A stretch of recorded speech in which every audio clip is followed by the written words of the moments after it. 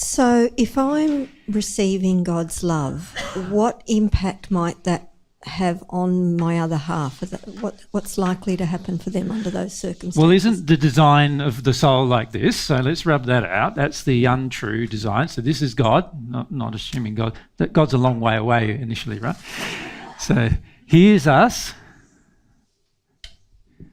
Right? Now, if I start having a true longing for God's love, that means my soul, of which I am one half, is now having a bit of God's love in it.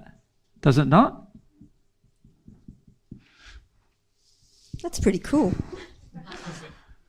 Right? When you think about it, that's really loving. It is. However, you're thinking about it a bit in a utopian way, because what's the problem? I have created a separation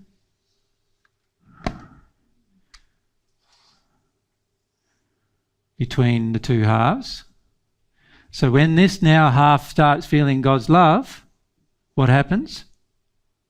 It fills up my half and doesn't get to the other half? Well, it's not going to fill up much either, is it? Because it's out of harmony with God's truth. So you're only going to fill up as much as you're in harmony with God's truth. But can you see the problem?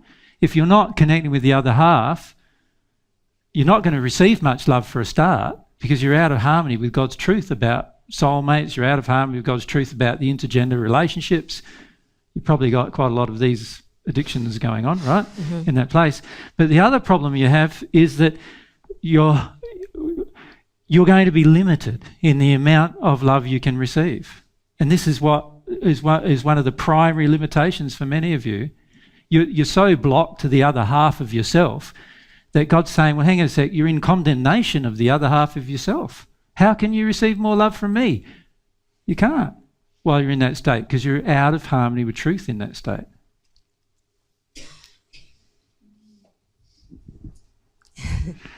What's going on in those clogs? The clogs. The thought of opening to God and then including my other half in that process. Yes, opening to God requires the opening to the other half. Yeah. Interesting, hey? Yeah. Many of you have thought that's not the case. The reality is a person, before they can become a celestial spirit, before they can become at one with God, must have completely opened to the other half of themselves, whether the other half of themselves is open to them or not. Mm-hmm. Many of you don't want to open to the other half of yourself unless the other half opens to you first. In other words, you want control. You don't want to love somebody without them loving you back. And that's not love, that's barter. Right? To become at one with God, you must have completely opened to your whole soul. Which means removing all of the damage related to the other half. Can you see that? That's a part of being your loving self. And unless you do that, you're not your loving self. Many of you have gone into survival mode with this. You feel a lot of pain associated with the other half, that you will never meet them, and you've got a lot of addictions with the other half, wanting them to meet certain things inside of you.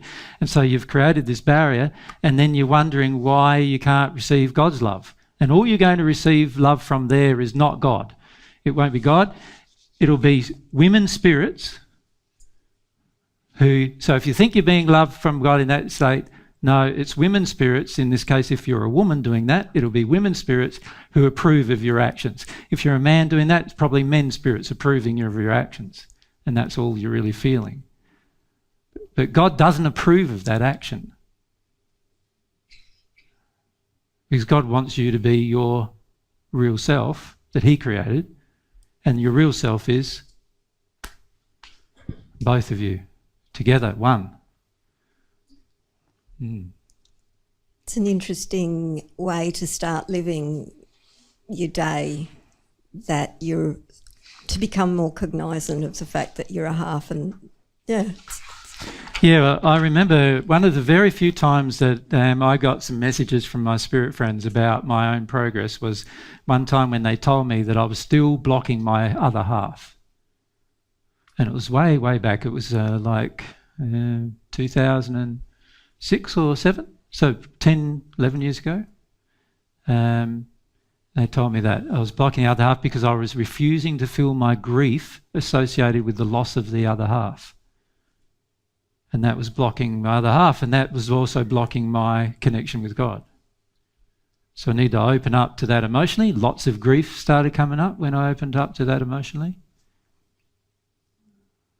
Yeah, I noticed when you wrote on the board, my other half, I felt this sense of sadness or something very subtle and soft. Yeah.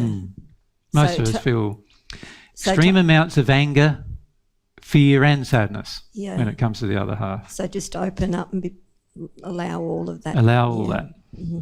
Thank you.